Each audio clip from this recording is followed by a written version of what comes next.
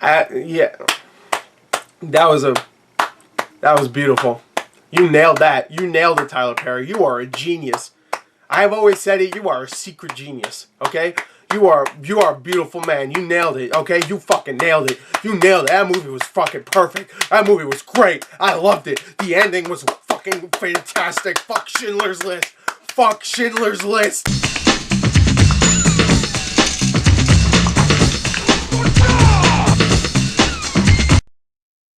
Oh God. Hey, what's up everyone? Welcome to another movie review, and this time I'm talking about a little movie called Tyler Perry's Acrimony, which I was very excited for this film. I really was. Sorry, my voice just broke there, but I am still very sick. I have a sore throat and stuffed nose.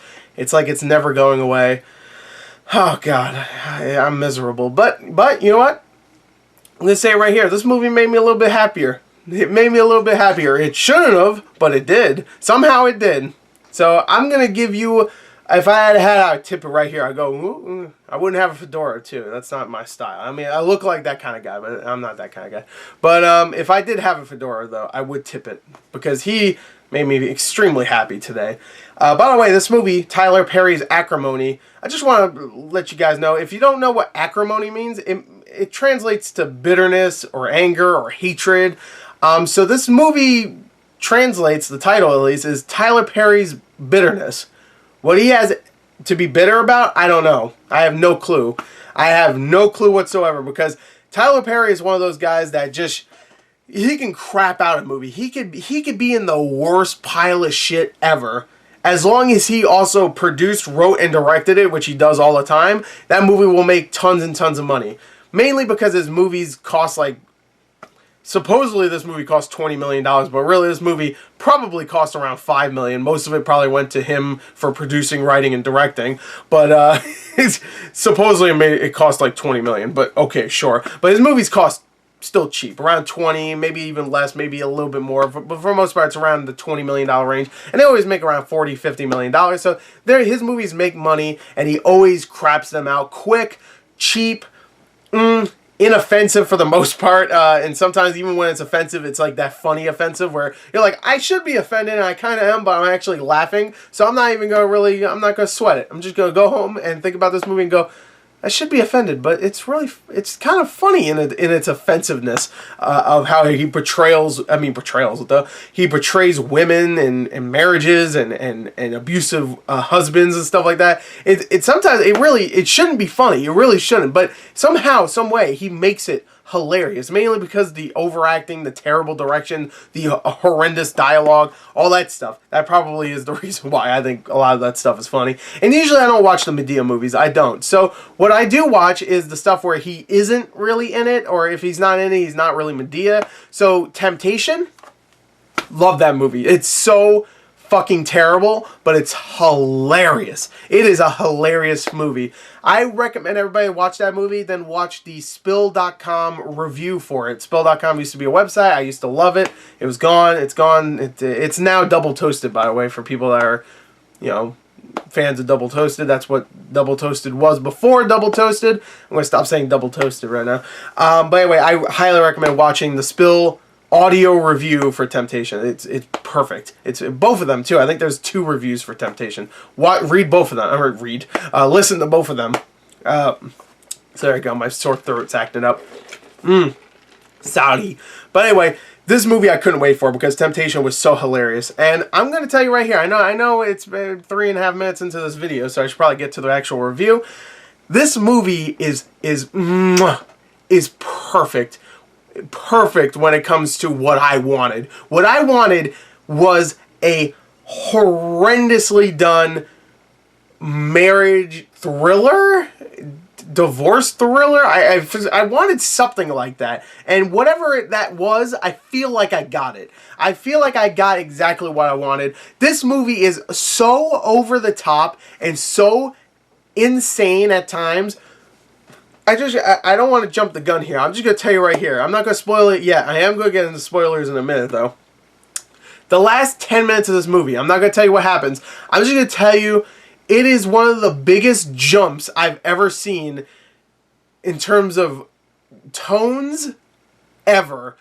the whole movie is building up to this last 10 minutes, and the last 10 minutes feels like it was made by a student, like any student, not even a film student. I'm talking about anybody, like a 9-year-old student, like anybody, any kind of student you could think of. It feels like it was made by someone that's still learning how to move and articulate and stuff. It was embarrassing, the last 10 minutes of this movie. And not only that, there are moments in this movie sprinkled out its entire like hour and 50-minute runtime where there's just little things like, I'm just like, what the fuck is going on? Why is this character doing this? Why is this character this insane already? We're supposed to like this character somehow at this point in their life, but they're doing shit like this, and they explain it like, oh, this character has a mean streak. I'm like, fuck you, that ain't a mean streak. That is a serial killer in the making.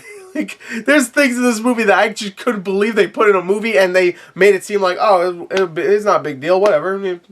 Whatever. Oh, she's just doing that, whatever. It's not weird at all. There's cringeworthy dialogue. Oh boy, is the dialogue at the most cringy of cringe. It is hilarious. I love it. The acting itself, I will give Taraji P. Henson this. I mean, I think she's a great actress, and I love her. I really do. I give her this. She really does try. And the first like 10 minutes, the whole movie is like this kind of. It's kind of like a flashback. Not really. Alright, this is how the story is told. The story is told with Taraji P. Henson's character, Madeline. No, is it Madeline? No, it's Melanie. I'm sorry, Melanie. Excuse me. Telling this therapist about her life with her husband, or her ex-husband, I guess. And how she met him at college, and they fell in love, and he kind of like took control of her, but he wasn't abusive or anything. He just kind of like conned her out of money. Not even really conned her, like made her feel bad, and she started using money that she got from her mom passing away, and she had to mortgage her house and stuff. There's little things here and there that they tell you right in the beginning of the first maybe like 20 minutes, where this guy that she met, they fell in love. And then he started to use her because he has this whole fantasy about like building this battery that can just charge itself, so it just keeps charging. You don't need to use electricity, really. It just charges itself. I don't know how it works. They don't really explain it, but whatever. The entire movie he's trying to figure this out. You know, he's 18 in the beginning of this movie, and then later on he's like almost 40, and he's still like tinkering with it. Like, I'm almost ready. I'm like, Jesus Christ, it's been 20 years, bro. You're still working on this battery? You should give it up, bro, and get a job. But whatever. Okay, I'm not the one that should say this about getting a job. I really shouldn't. But I'm not fucking 40 years old. But anyway, whatever. The movie, it's a made-up character. It's not like it's based on a true story. Which, I would love if this movie said it was based on a true story. That would be amazing. If it was actually based on a true story, I would kiss this movie's feet. Like, I'd love it even more. But anyway, alright, so the whole movie is just, like, told in, like, this kind of, like, not flashback, but she's telling her story. Like, how she met her husband and how they broke up. And this isn't spoilers. They tell you right in the beginning of the movie that they break up. They also tell you in the trailer. They pretty much tell you the entire movie in the trailer, by the way. Just telling you right here. So if you're expecting any huge surprises, I mean, there are, but there's not too many of them. Alright, so Melanie is this character at first who is completely just like insane, but you don't know why she's insane. She's just like talking shit to this therapist, and she has huge anger management problems, huge, and you can tell there's just something about her that will, like, if you said the wrong thing, she'll murder you immediately. So the whole movie is about how she became this way, and the entire time while I'm watching this, I'm like, yeah, that was kind of shitty, that was kind of shitty too, but I mean, he's not an abusive husband. I mean, physically abusive. He's abusing her when it comes to money, I guess. But you could tell he does love her, and you could tell he's sincere at times, and you could tell he wants to do his best, and he does believe in this battery thing. So there's never a point where I'm just like, this character, Madeline, or Melanie, sorry, I don't know why I want to call her Madeline, because Mad is the first three letters of Madeline, and she's fucking mad in this movie. Let me tell you, that's probably why I want to, I'm going to call her Madeline for the rest of the review. I don't give a shit. So Madeline, okay, I'm going to call her that. Madeline should be a little bit less insane after what we see her husband put her through, because he doesn't put her through enough stuff where she should be psycho. But the thing is that the movie actually kind of tells you in the beginning that she has always been kind of psycho, okay? So before I get to the spoilers, let me just say this. This movie's insane. The story's ridiculous, yada, yada, yada. I want to get the spoilers, okay? So if you don't want to be spoiled, you want to see this movie with a fresh eye and whatnot, please stop watching. I'm going to tell you right here, I'm not going to give you my score just yet, but I'm going to tell you this movie's ridiculous. Please watch it with a friend. Please watch it with a friend or watch it with somebody. You are going to love watching this with a person that you enjoy being around because you will crack up, you will laugh, you will make jokes. If you're in a theater, you shouldn't probably do that. But to be honest, my theater was just having a great time with this. So I probably could have just started laughing out loud and fucking making jokes too. And they probably would have been okay with it because they were loving it in a way that made me a little confused because at times you could tell they were getting into it. And at times you could tell they were not with it at all, especially that last 10 minutes. They were not with it at all. But okay, so there you go. That's my review. Please watch it with someone because this movie is bafflingly terrible, but it is so entertaining. It is like the Room levels of like so bad it's good at times. No, I wouldn't say it's as good as The Room. Just at times it is as good, especially that last 10 minutes. Oh my goodness. Tyler Perry, I don't know what the fuck is wrong with you, but you are horrible at directing and writing. You are the worst. I mean, you're an okay actor when you're in a movie directed by David Fincher. That's really the only one I can think of that he's been good in. But Jesus, man, really? Anyway, I'm going to get into spoilers because you know that's what I want to talk about. Alright, so I wrote a bunch of shit down on my phone. Okay? So what I was saying before is that the whole movie, you don't really feel like she should be the way she is in the beginning, and definitely not at the end, where she is a psycho. She is completely deranged. By the way, this movie is separated in a bunch of different, like, not acts, but I guess they're supposed to be acts, but they separate them in a way where it's like different points of this marriage, I guess. There's one where it's an acrimony. There's one where it's deranged. So it's like different little segments of this movie where, like, when she's starting to change to a different person, I guess they're telling you what part we're at or whatever. So there's one part where it is deranged. So she actually starts to go a little insane. But all right. There's a moment in the beginning of this movie because I was talking about how, like, you kind of see her already being insane in this movie. There's a moment in the beginning of this movie where she catches her husband, Robert, by the way, that's her husband's name, at this point only boyfriend, sleeping with someone in a RV that he rents out because he's poor. He goes to college for student loans. It makes sense, I guess, in the movie, whatever. But anyway, the point is that he lives in this RV. He's dating Madeline, or Melanie, whatever, and she catches him cheating. Besides, like, going into the RV and screaming at him or something, or, like, you know, even throwing a rock at his window, or, I don't know, beeping the horn, or just screaming at him outside, anything like that. I'm not even fucking kidding. She gets in her car and rams the RV. I'm not kidding. She rams the RV with her car, not once, not twice, 3 times, until it topples the fuck over. Now, this is 25 minutes into the movie. This happens.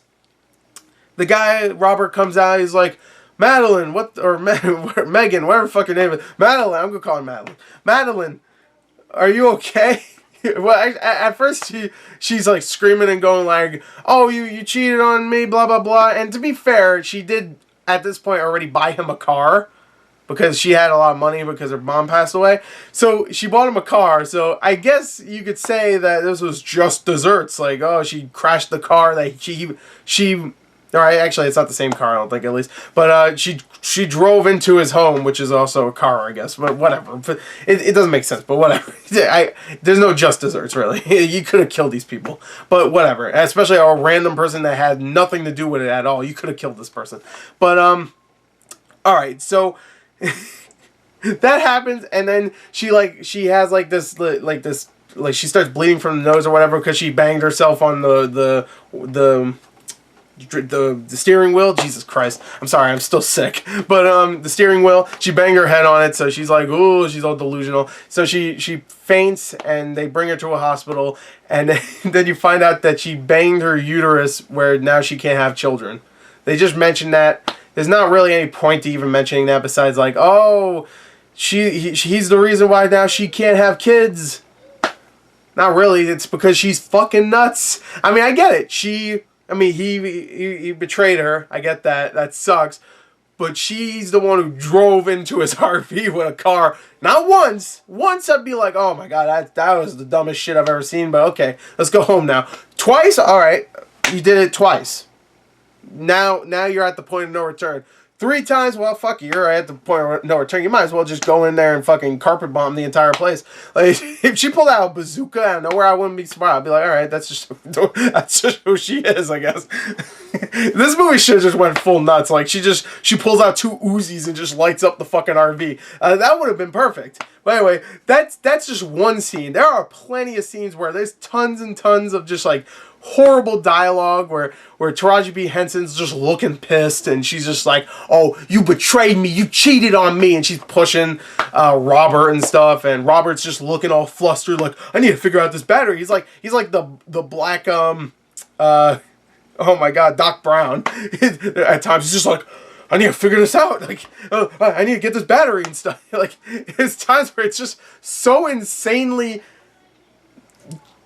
like over the top. It's ridiculous. But that RV scene stuck with me because the entire time this movie turned into a cartoon and everything else was like the lulls of the cartoons where it's just like it slows down and still has that cartoony feel where ridiculous shit happens, but it's not over the top like Bugs Bunny blowing Daffy Duck's bill across his face, or I mean across his head or something. Like, it's just the little moments where it's just so silly and so dumb you can't help but just love the movie. And that's what I felt about this movie, is that when there's a really ridiculous over-the-top moment, you're like, oh my god, I'm on such a high. And you start to kind of go down from that high, but not enough where you're like hating the movie. You're still really enjoying it because it's so ridiculous. And then another high just pops up out of nowhere. That movie has so many moments where I was just like, oh my god, I hope there's a compilation of all the dumb fucking moments in it, and just they compile it. I'm sure everybody has seen the trailers so far, okay? I just want to explain one thing. While she's telling the story to the therapist and telling her about her relationship with her husband, the entire time she is also doing voiceover narration. So when a scene happens, like she thinks the husband cheated on her with the girl that was in the RV, in that RV scene way back like 20 years ago. She thinks he's cheating on her with the same girl. Her narration will come in and say stuff like, can you believe that shit? Can you believe that motherfucker is fucking that woman out there and I'm the one slaving and supporting his ass? And there's other times where it's just like, can you believe that motherfucker just said? It's literally, it feels like a really terrible, or actually not terrible. It feels like a really great commentary. Like if you watch a YouTube video of like a reaction or whatever for this film, and some over-the-top woman started doing a reaction for this movie, that's what the commentary or the narration from Taraji P. Henson sounds like. Yeah, can you believe that motherfucker just said that shit? There's so many times where she just comes in and says that, and everybody was laughing their ass off in the theater, including this guy right here. I loved it. I really did. It was beautiful. It was perfect. I loved it. Every time she came in, it's just like, can you believe this motherfucker? I'm like, no, I can't believe that motherfucker. How dare him? How dare him say that to you? That fucker. I loved it. There were so many I'm talking about like the first hour and a half is filled with that until they get back to the whole present day stuff. It is filled nonstop with just her showing back up with some narration saying like, can you believe that motherfucker did this? I'm like, you told the therapist that you rammed his RV, his home, with a car, and you didn't go to jail or anything. At least it's not brought up at all. You told the therapist this. And then you also tell the therapist that he said something kind of shitty one time. And do you really expect the therapist is going to be like, oh yeah, those two are definitely not comparable at all. I mean, what he said was way worse than you destroying his home and almost killing him and a random person that you don't even know. Okay. Okay. The bitch ran over the RV and it fucking tipped over. And I'm not talking about like it did like a slow thing. It was like could have easily fell on the side of the house and like stabbed themselves on something, or just anything, fell on their neck. You know, they could have been at the door. She doesn't even know at this point. Someone could have been at the door while she's driving into the RV and kill that person. Point is that her character is already incredibly unlikable throughout the entire movie. You're supposed to feel bad for her, but she's telling the therapist shit she did that is, even though he used money and stuff, it's not like he's beating her. It's not like he's stealing that money.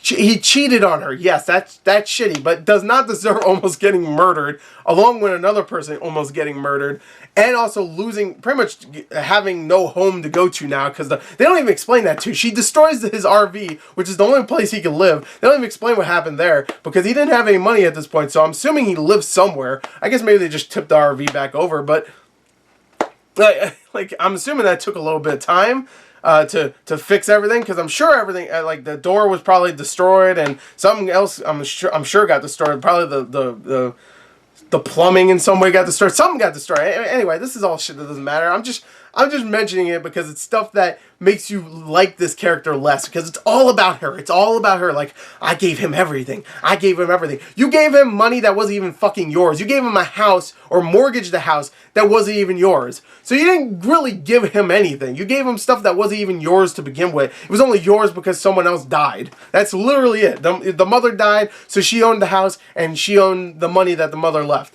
That's the only reason. So this is the main reason why she's upset. You don't get to see anything else. You don't see any abusiveness.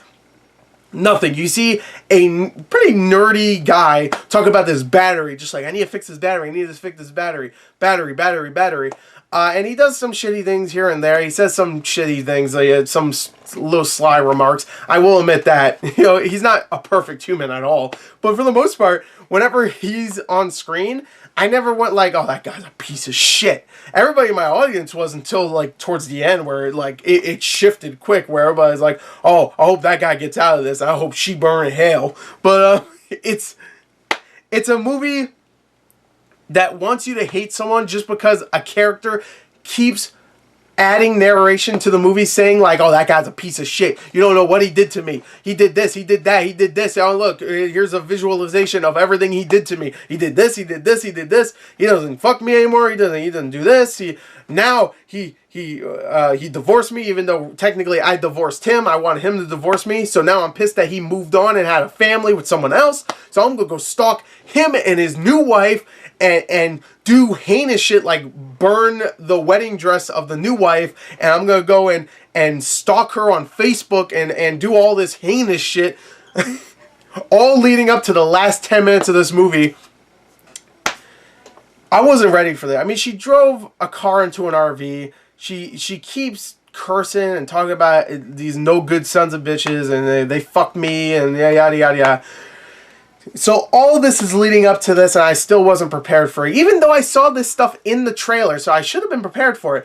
But there is a whole 10-minute scene where she goes to the husband's yacht. By the way, the husband at this point is rich because he's finally got that battery to work, and he sold it for like $25 million. So he's rich, and he has a new wife at this point. I'll get to more of this, but I really want to talk about this real quick. I'll get to this. By the way, the husband used all of her money and stuff, used $1.2 million of Taraji P. Henson's character's money, but he paid her back with $10 million of the $25 million, gave her roses, said, hey, I love you, I really do, I apologize for all the shit I did in the past, I really do, here's $10 million, I know you don't want me back, I'm not even really going to ask, if you want me back, that'll be good, but I know you don't want me back, so $10 million, here's some roses. Oh, also the house that we mortgaged and got, of course, taken by the bank or whatever. Here, I just bought it back. Here's the keys to your mother's house that you sold for me. I appreciate it. Goodbye. I love you. And that's pretty much the scene. Okay? It was a nice little scene. And you can even tell Taraji P. Henson's like feeling bad, like, oh no, I shouldn't have, divorced him or whatever. So now we get the last 10 minutes where, for the last like maybe 30 minutes before that, she's been stalking the wife and her ex-husband, saying shit on Facebook, burning the wedding dress, trying to sue them for shit just to piss them off pretty much. She even gets a restraining order put against her. All this shit has been happening. And at the last 10 minutes, the ex-husband and the new wife are on a yacht that they have. And Taraji P. Henson shows up on the yacht.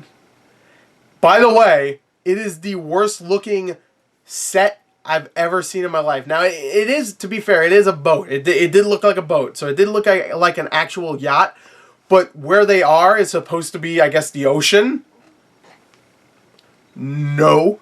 The water is all still. It's not moving at all. There's nothing going on. It doesn't look like the ocean at all. It's all dark where you can't see anything, but it just looks like a giant pool. It was probably Tyler Perry's backyard. I'm not even gonna lie. It was probably like a giant pool that Tyler Perry actually owns in his backyard. It looked horrible, and that's not even talking about all the other shit in the past like hour and 40 minutes that looked horrible too. There's so many shots of just like green screen. There's a shot where like someone opens a window and she's like, look at the view, and it's like this, it looks like a picture. It didn't even look like green screen. It looked like a picture of the city. It was horrible. There's a scene where young Taraji P. Henson and Robert, the husband, when they're younger, 18, they're sitting on a bench at a park, and I'm not even fucking kidding.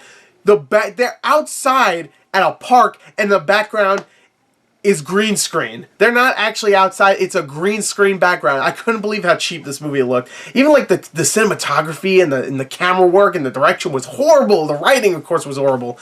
But anyway, we get to this last 10 minutes. Taraji P. Henson goes on this yacht, dressed nicely. She looks good. You know, she looked fine. She pulls out a gun. All right. She sneaks on this yacht. I don't know how she got on it. She must have been on there for a little while because they're in the middle of the fucking ocean. And she points it at Robert and it's just like, this is the life I was supposed to have. I was supposed to have the diamond ring. I was supposed to have this yacht. I was supposed to have all this shit. And the entire scene is just like, it's supposed to be mine. This is supposed to be mine. And I guess she accidentally at one point just pulls the trigger on him and shoots Robert. It looked like it was supposed to be an accident, but I'm not exactly sure because later on makes it seem like it wasn't. But whatever, she shoots him right in the chest, like right, not in the chest, it was like the abdomen or whatever. But point is that she shoots him. A bunch of the crew of the yacht show up, and this is the moment where everybody started laughing. She told the entire crew to jump off the yacht. And they do. So you just see one by one people just like, jumping off this fucking yacht. And you just see like a shot of the wife who's like under inside the yacht, just looking out the window and just seeing all these crew members just jumping off the yacht. And she's like, what the fuck? They're all just jumping off. And falling into this fake ass looking ocean. All while this is happening, she shoots Robert, of course. And Robert is like fighting with her at one point and pushes her off the yacht. So she's off the yacht. So you're like, okay. And they may even made it look like when she got pushed off, she like kind of like started sinking under the water a little bit. It looked like she died from that. Like she actually got pushed off and she's like, But I guess she was supposed to be unconscious. But that was supposed to be like the main hero stopping the Jason Voorhees or wherever, like, oh, you killed him, and then they come back again, like, oh, one last struggle. And that's pretty much what happens in this. The wife finds Robert and he's like, oh my god, I'm all fucked up and stuff. And then Taraji P. Henson comes back, points a gun at the wife, and is just like, she says something like, oh, this is supposed to be mine. Give me that ring. She has the ring on. She's like, that ring's supposed to be mine. And she's about to give the ring back. And then the husband just like, what does he do again? They have a struggle. Oh, I'm sorry. I'm telling this all wrong. That's the part where he pushes her off when she's like asking for the ring.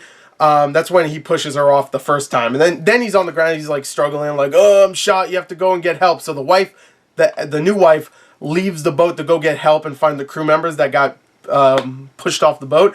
And then Taraji P. Henson comes back, and the guy's like struggling, and he's like trying to get up. Robert's trying to get up and run away from her, and she picks up this axe, and she like has the axe, and she can't even pick it up. She's like struggling to hold it.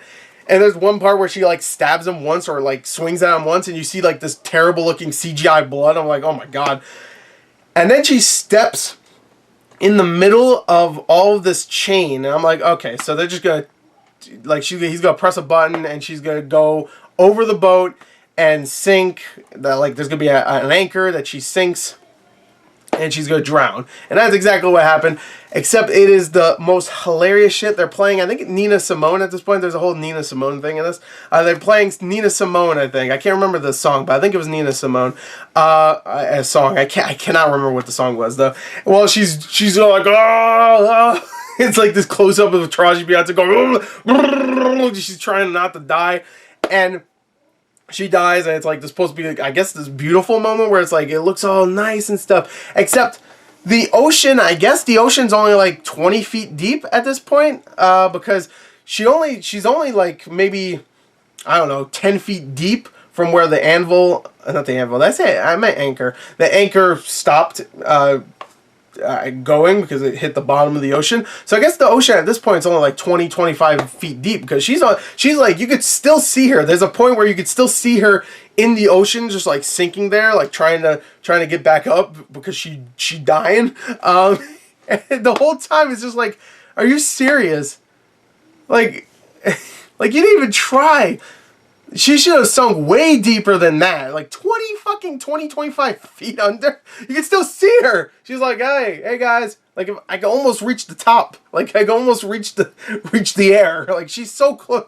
I don't know. It was the goofiest fucking thing I've ever seen. And this whole last 10 minutes is so ridiculous, because the last hour and 40 minutes, even though you have that RV scene, you have all the dialogue and stuff like that, and the cheap looking green screen and the dumbass dialogue and terrible little moments. Like, there's a whole moment where the husband's supposed to, he has a job and he's supposed to deliver something, and he decides, no, I have to turn back and go to this thing so I can get this battery approved or whatnot, and maybe make a lot of money. I mean, that's a whole dumb scene. There's a bunch of dumb shit that's like predictable and stuff, but it's still like really funny because it's over the top.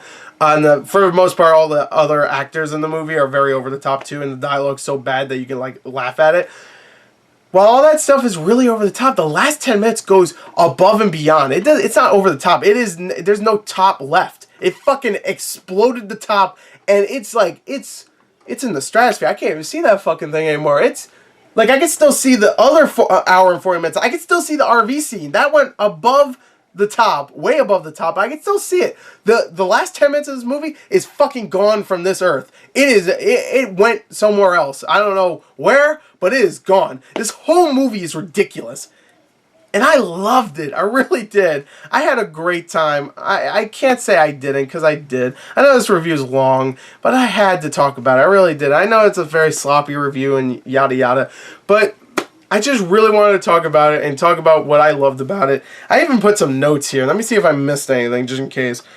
Oh, the movie has no ending, by the way. When she drowned, and the new wife comes back with the crew members to see if the husband's okay, which I think he's fine. You can kind of see him moving around. The movie literally ends there. It doesn't even say directed by Tyler Perry. It just, like, the movie was, like, embarrassed at how terrible the ending was, that they didn't even film the rest of the ending. They said, fuck it, just end it. End it right here. Like, there's no resolution. There's no epilogue. There's no scene where you could see the two... The couple, the new wife and the husband, happy or whatever, or you see the sisters of Madeline's character or Taraji P. Henson's character mourning the loss or whatever. You don't see any of that. You see the sisters throughout the entire movie, by the way. She has sisters, and they're very vocal about the relationship between the husband and Madeline's character, or Taraji P. Henson, or Melanie, whatever the fuck her name is. Don't see her anymore after that. Like, after the last 10 minutes, it's just done. The movie says, fuck it. Those characters didn't mean a goddamn thing. The movie said, screw that. I mean, I also talk about, like, how the relationship doesn't, you never feel like there's any real love between the two characters, I guess. You never really feel that. So the whole point of this is like, oh, I love them so much, but you never can tell that.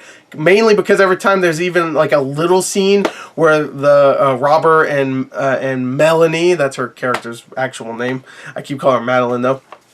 They're having a moment and like, oh, they're about to make love. Melanie from the future or the present, the older Melanie, comes in and just starts screaming about it. This motherfucker took my virginity. This is how she talks. I'm sorry. I'm doing an accurate impression, okay? It's an embarrassing movie, but hey, Tyler Perry, if you came out and said like this movie's supposed to be like embarrassing, I'd be like, okay, yeah, you're goddamn right, it's supposed to be, because it is. I enjoyed it. I enjoyed it quite a bit. I still have to give it a pretty low score though. I'm gonna give it an 8 out of a 40. It is a fucking abysmal movie. It really is. It's horrible, and it's even offensive. It really is at times. But I loved it. I liked it as much as I liked Hellraiser. What was it called? Hellraiser Judgment, which was a horrible movie too, but I really enjoyed it. I really did. It was a fun, terrible, bad movie. Same thing for this. Same thing for this. I really enjoyed it. I really did. Oh, good. Oh man, I had a good time. So anyway, I hope you enjoyed this review. I know it's very long, but you know what? It reminds me of my reviews for like The Snowman or even Boo 2, which was another Tyler Perry movie, where those were long as hell, but I had a good time recording them. So I hope you had a good time just me trying to explain why I thought this movie was so bad, but great. So I hope you enjoyed that. Thank you. And of course, if you saw it, please tell me what you thought of Acrimony in the comments below. There you go. Thank you, and until next time, goodbye. Oh, my sore is so throat. That's what I was about to say. My throat is so sore. I'm going to go see Acrimony again. Goodbye.